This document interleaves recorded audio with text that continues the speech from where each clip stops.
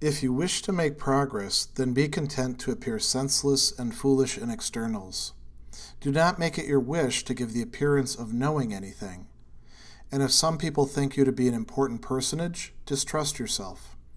For be assured that it is no easy matter to keep your moral purpose in a state of conformity with nature and at the same time to keep externals. But the man who devotes his attention to one of these two things must inevitably neglect the other.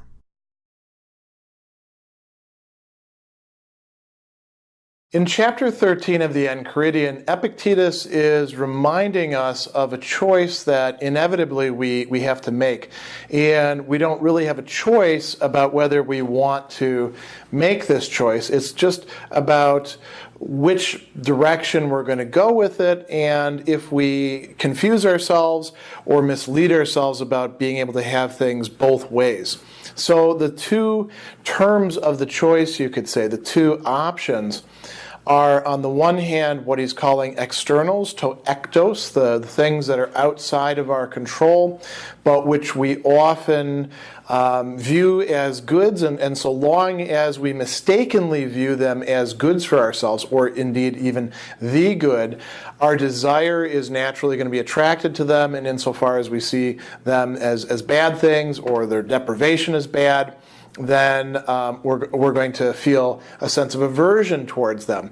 And that's one side. The other side is having our moral purpose or our faculty of choice, what it is that we really are at our core, in accordance with nature. And let's remind ourselves, too, that this doesn't mean nature as in, what we observe human beings to be doing all the time when we see people acting badly and we say, oh, it's just human nature. What we're talking about here is a fully developed, a fully realized, a fundamentally good human nature that is really what we're all hankering for, striving for, but often getting wrong in the process. And Epictetus is telling us, look, you can focus on one of these or you can focus on the other, but you can't focus on both.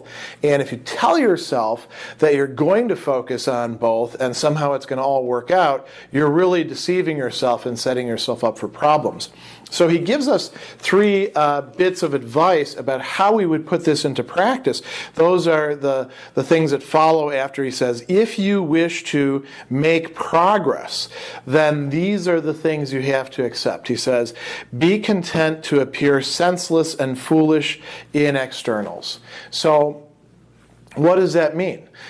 Be all right with other people, and even perhaps yourself when you engage in self-recrimination, saying, yeah, that just was not the right thing to do. If you wanted to maximize your income, why were you focusing on this, Stoic philosophy and its exercises? If your goal was to, as Dale Carnegie said, make friends and influence people, or if you wanted to, get the corner office, if you wanted to get this, if you wanted all these things that are external to us, or even think about your body, because the body is something external for Epictetus. If you wanted to be stylish, then why did you not find out what the current style was?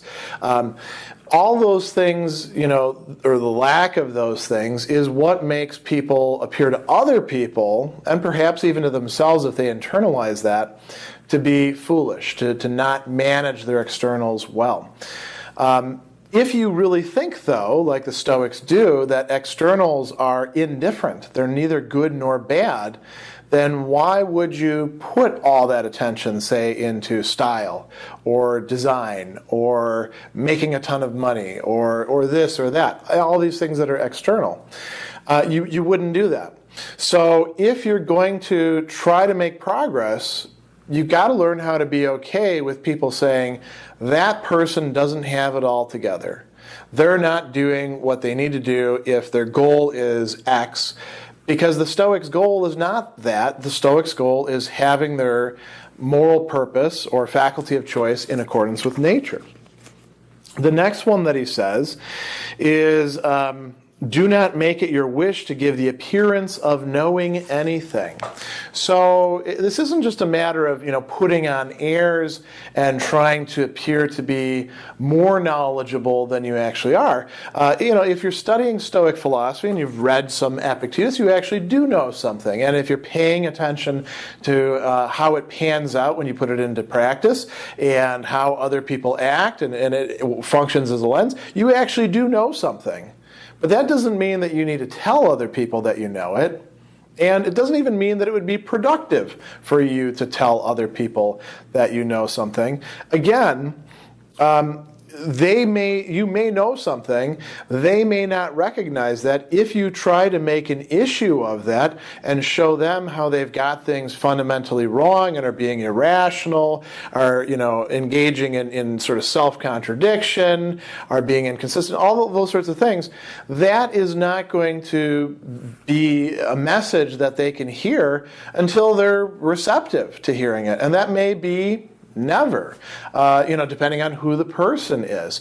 So you don't have to make an issue out of knowing anything. And as a matter of fact, you should probably learn how to be okay with other people saying, that guy really doesn't know anything. Again, the evidence for that would be, well, he's not, doing the sorts of things that the rest of us are doing, which is really not a good criterion for whether you know something or not. The third thing that he says builds off of all of this. He says, if some people think you to be an important personage, distrust yourself. Now that's a very interesting bit of advice. Is he talking about, you getting celebrity status or having lots and lots of Facebook friends and people liking your witty statements or your political observations or whatever else it is? Or is he talking about other people trusting you with authority and then people looking up to you because of that? Is he talking about having talents that you've developed and other people saying, that person really has done a lot, I want to be like them? Well, it could be any of those cases. It could even be making progress in Stoic philosophy, right? Although that's probably a little less likely to be put on a pedestal than, say, athletic prowess or business acumen or whatever else we want to say that our culture celebrates. Now, there is something to that. When other people who are primarily looking at externals and are not paying attention to their, the basis of their personality, the core of who they are, and whether it's in good shape or bad shape, and whether they would like to fix it or work on it, and if they're not actually doing that wholeheartedly, but they're paying primarily attention to externals, they're bad judges. And so if they think that you're really doing well, from a Stoic perspective, that should set off some red flags or some alarm bells. If they're thinking that you're doing really great, either it's totally indifferent and you're not doing great necessarily at all, or you're actually doing the wrong things. If you wind up making a ton of money, well, that's not a bad thing or a good thing. Maybe you just happen to be in the right place at the right time. Maybe the things that you did, with integrity were rewarded, although that's very often not the case. It's usually the opposite. Or maybe you followed the crowd. Maybe you gave in to the culture. Maybe you cut yourself off from making progress along the Stoic path. There's also a tendency that we ought to think about here that I think Epictetus is hinting at, which is when other people are making a lot of us, when they're telling us, oh, you're such a swell guy, oh, you're so invaluable, oh, you are really a go-getter, you're the best scholar, whatever it happens to be.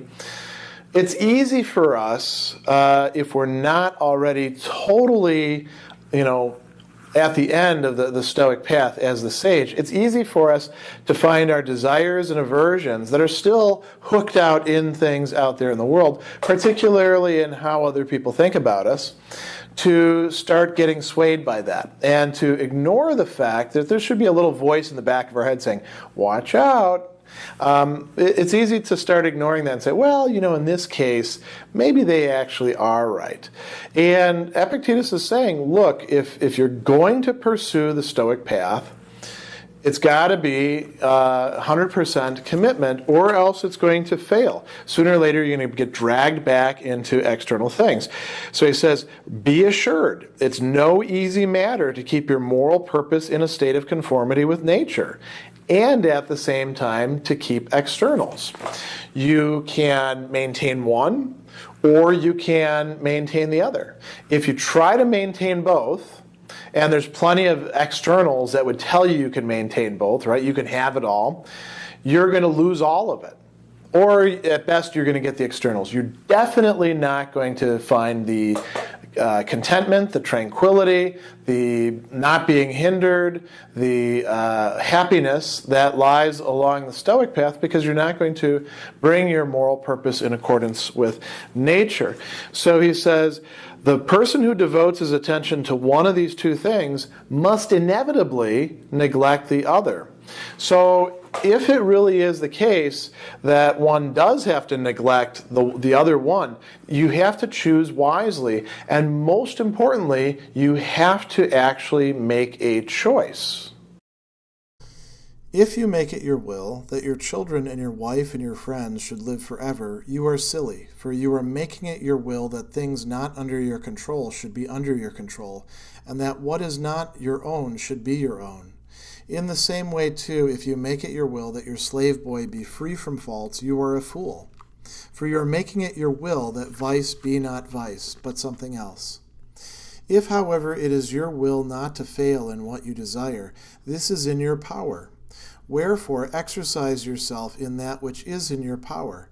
Each man's master is the person who has the authority over what the man wishes or does not wish, so as to secure it or take it away. Whoever therefore wants to be free, let him neither wish for anything, nor avoid anything that is under the control of others, or else he is necessarily a slave.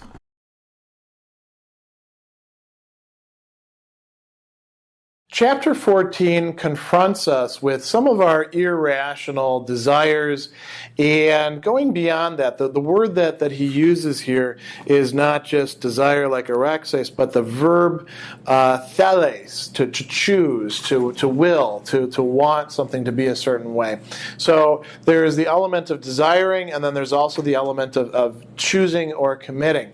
And he talks about several different things that it's fundamentally wrong-headed to desire or to wish things to be that way. He says, if you make it your will that your children and your wife and your friends should live forever, you're being silly. Why is that the case? Well, remember, the Stoics were materialists, so they're not talking about some soul going off to an afterlife or anything like that. So if we confine ourselves just to bodily existence, if you expect that any given person, people that you do feel affection for, is going to live forever, you're really being kind of crazy.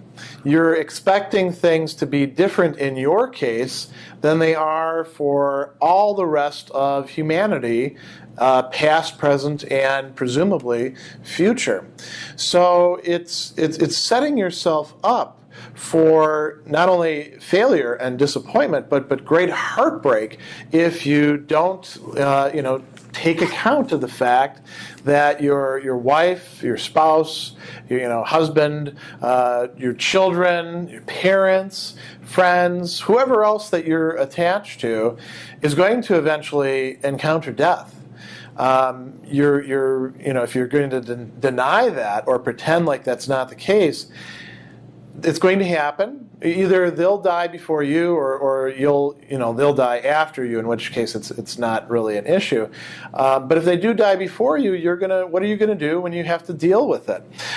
He says, you're making it your will that things not under your control should be under your control, and that what is not your own should be your own.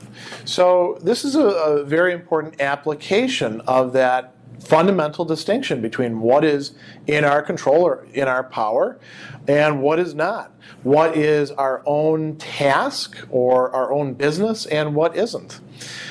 You could say that it's okay to hope, perhaps, in some sense, realizing that those hopes are not going to be real, are not going to come to any fruition, that one will live forever, or one's parents or children or a spouse or friends will live forever. But the Stoics would say that that's rather misguided. That sort of hope is not based in anything. And this is where the Stoics are going to differ from quite a few other philosophical and also theological traditions.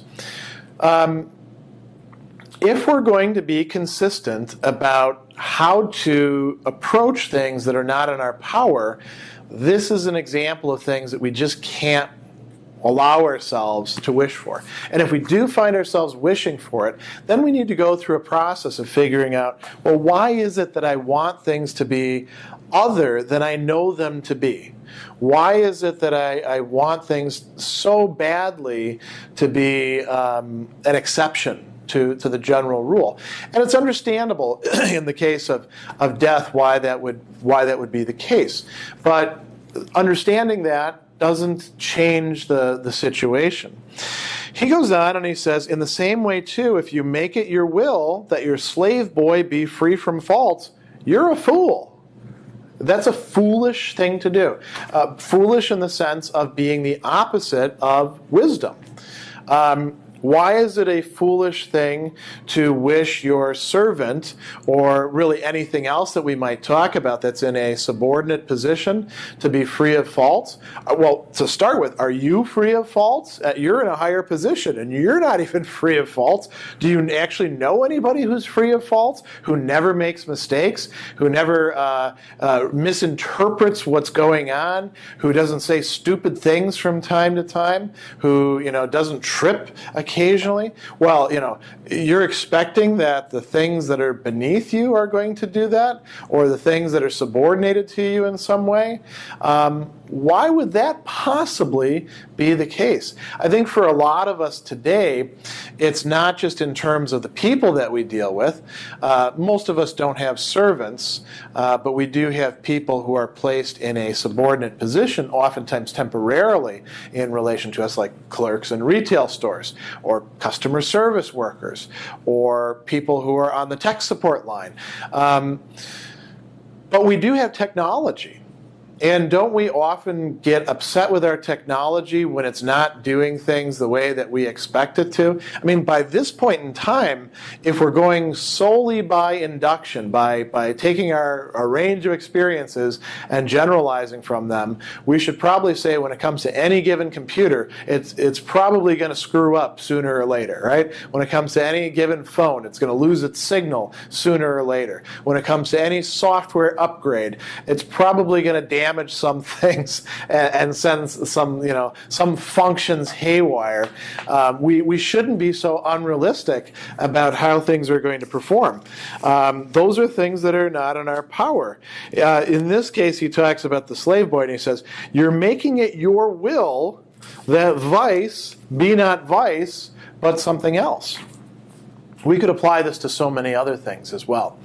Think about family members or friends who in one way or another are irrational about something. It could be politics, it could be about sports, it could be how they treat other people, it could be about their life narrative and how they portray themselves and other people.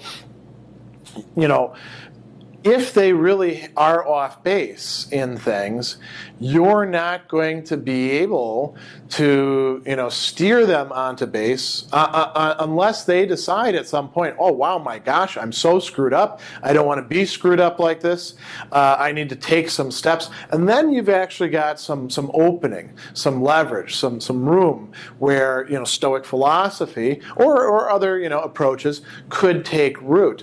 But until then, so long as they're, established in that, if you're expecting irrationality not to appear to be irrational, if you're expecting people who, fly off the handle at a given situation to not fly off the handle, if you're expecting somebody who you know to be a coward to actually stick up for you and have your back, that's foolishness.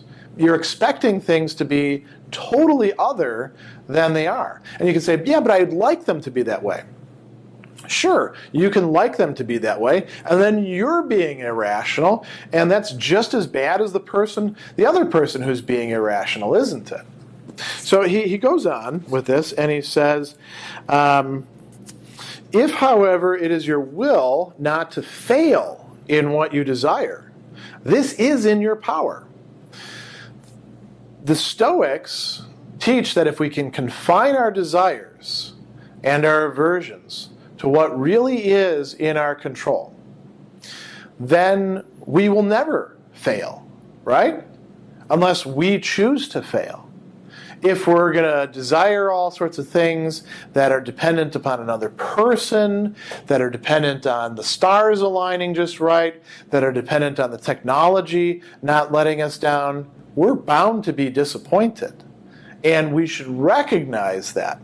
So he goes on and he says, wherefore, exercise yourself in that which is in your power.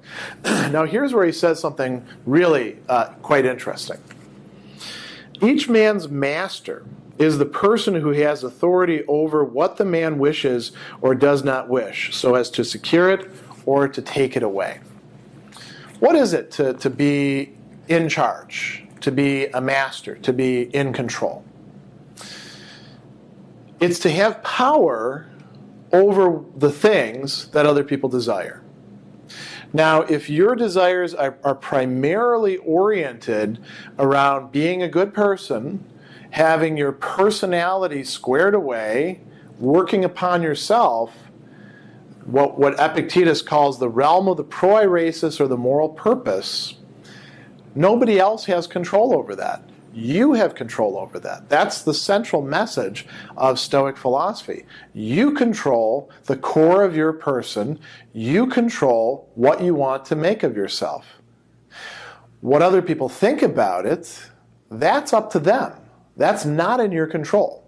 That will never be in your control, except insofar as you can bring power to bear upon them. If you want them to think a certain way, find out what sort of levers you have, and then start pulling on those levers. But realize that you're essentially being pulled on by other levers in doing that yourself.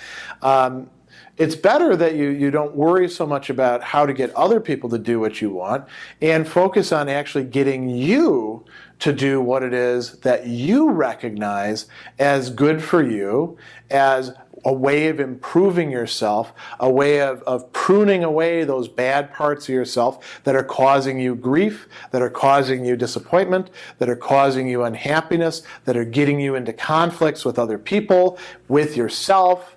It's better that you work on that than that you worry about what somebody else thinks or what somebody else does, or whether it's fair, or whether, they shot first, or any of these sorts of things.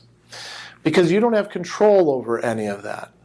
And so Epictetus goes on, and he says, whoever wants to be free, let him neither wish for anything nor avoid anything that's under the control of others. So if you want to be free, then you probably can't care an awful lot about the fashion industry. Because the fashion industry is under the control of others. Even if you manage to break in, most of the time what you're dealing with are other people's ideas, other people's preferences, other people's pushing, other people's pulling. If it's politics, now that's not to say that the Stoics would say withdraw from politics, but there are ways to behave as a good politician, somebody with integrity. Most politicians don't. Most politicians haven't throughout history. a lot of people get involved in politics because they think they're going to fix the world, they're going to make things better, at least in their own little corner, and then they find out all the wheeling and dealing and all the people pleasing that they have to do, and the loss of integrity that goes along with that. If you're going to buy into that sort of system, be prepared to be disappointed, especially in political races, because only one candidate can win, right? And even when they win, they often lose, don't they? And we could go on and on and on. If your goal is accumulating romantic relationships, that's highly dependent on somebody else, isn't it? If your goal is to amass a ton of money or to be perfectly secure in terms of finances, in terms of prepping or hoarding weapons, or making sure that nobody can do anything that could possibly harm you, you can certainly spend a lot of time on that, but that's not actually going to make you happy from the Stoic perspective, because all those things are dependent on somebody else. Oftentimes not just on somebody else, but on some things else. But so long as, to go back to that thing, so long as somebody has control over it, you don't have control over it. And so if you want to be happy, you have to be realistic about the way things are, and you have to confine your desires and aversions and choices to what it is that you really do have control over. Remember that you ought to behave in life as you would at a banquet. As something is being passed around, it comes to you. Stretch out your hand and take a portion of it politely. It passes on. Do not detain it. Or it has not come to you yet. Do not project your desire to meet it, but wait until it comes in front of you. So act towards children, so toward a wife, so toward office, so toward wealth, and then someday you will be worthy of the banquets of the gods. But if you do not take these things even when they are set before you, but despise them, then you will not only share the banquet of the gods, but share also their rule. For it was by so doing that Diogenes and Heraclitus and men like them were deservedly divine and deservedly so called.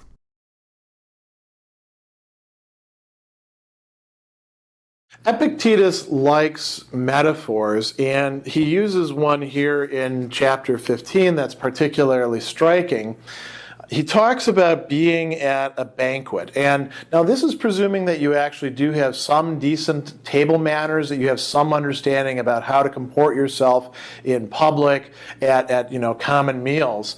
But here's what he says. He says, you ought to behave in life as you would at a banquet. So that doesn't mean stuffing your face and getting drunk and falling under the table or anything like that. He says, as something is being passed around, it comes to you. Stretch out your hand, take a portion of it politely. It passes on. Do not detain it. So, you don't necessarily have to think of a banquet. Think of a family meal. Here come the mashed potatoes. I love mashed potatoes. I've been waiting for the mashed potatoes. Do you dig in and take all the mashed potatoes and then just pass on an empty bowl to the next person and say, oops, sorry, it's all gone now. I had my turn. No, you take a polite amount, and if you really like the mashed potatoes, hopefully there will be enough for seconds. If there aren't enough for seconds, let it go, right? Because that's what it's like to be good in a situation with others. And you might say, well, wait a second, aren't the Stoics supposed to not care about what other people think? You're not supposed to make your happiness dependent upon what other people think, or allow your desires and aversions to get entangled with that. But that doesn't mean that you don't have to care at all what other people think. Why would you deliberately hurt somebody else's feelings? Why would you behave in an uncaring way towards them? That's not to have your proairesis or moral faculty in a state of accordance with nature. That's actually against nature. Although, you can say, well, that's human nature. Yes, that's damaged, bestial human nature. That's not developed human nature, which is what you ought to be striving for. So he says, It has not come to you yet. Do not project your desire to meet it, but wait until it comes in front of you. Now, this is a metaphor about the table, right? But you could think about how this would apply in so many other cases. Don't always be thinking about how you're going to advance in your career. Actually do the work at the time that will result, perhaps, if things work out right, in you advancing in your career. Because if you're spending all your time daydreaming about the corner office, or about getting, more accounts, or about, when you're going to make full professor, or things like that, you're never going to do any real work. You can't just plan all day long, right? And we can say this about so many other things as well. And we can say this about ourselves as projects. Oh, when I lose 50 pounds, then life is going to begin. We used to say something like that in the Army, which was quite strange. We'd say, when I get back to the world, or sometimes we'd say, when I get back to the real world. And I remember one time, a sergeant saying, "What is wrong with you, dummy? You're in the real world right now. This is it. It could be over now." And we can say similarly about all these other things. That's what it is to allow the dishes to pass and not extend our desire out to them, but only allow it to come out when the dish is in front of us. So he says, act in this way towards children, towards a wife, towards office, towards wealth, and someday you will be worthy of the banquets of the gods. But if you do not take these things, even when they're set before you, but look down upon them, the translation has despise them, but it just means to look down upon them, then you will not only share the banquet of the gods, but also share their rule. If you want to have the kind of life that people look to and say, that person, nobody can coerce them. They are in control of themselves, in control of their emotions. They do what they want to do because they want something that's realistic. That's something that's feasible, but that requires, like he says, that we don't take these things even when they're before us. Why wouldn't we take them when they're before us? Well, because that's one way to practice the virtues that are required for a fully Stoic life, like fortitude, like endurance, like wisdom, like justice. And he goes on and he gives us some interesting examples. He says, it was by doing so that Diogenes and Heraclitus and men like them were deservedly divine and deservedly so called. Diogenes was the Cynic philosopher who, actually mouthed off even to an emperor. That's a lot of freedom right there. Now, the way that he secured that freedom was by living in a barrel and doing what he wanted in the marketplace and putting up with people beating him up every once in a while. But that might be the cost of it. Heraclitus, we don't actually know quite so much about as they did in ancient times, because in part his writings are only present to us in fragments. We have a life of Heraclitus. But Heraclitus similarly had lived a life of freedom from convention, of freedom from the oppressive weight of social pressure. And so if we behave, like he says, the way that one ought to at a banquet, and we apply this to our desiring and our thinking about things and our feeling about things, we will be setting ourselves up for freedom and for happiness.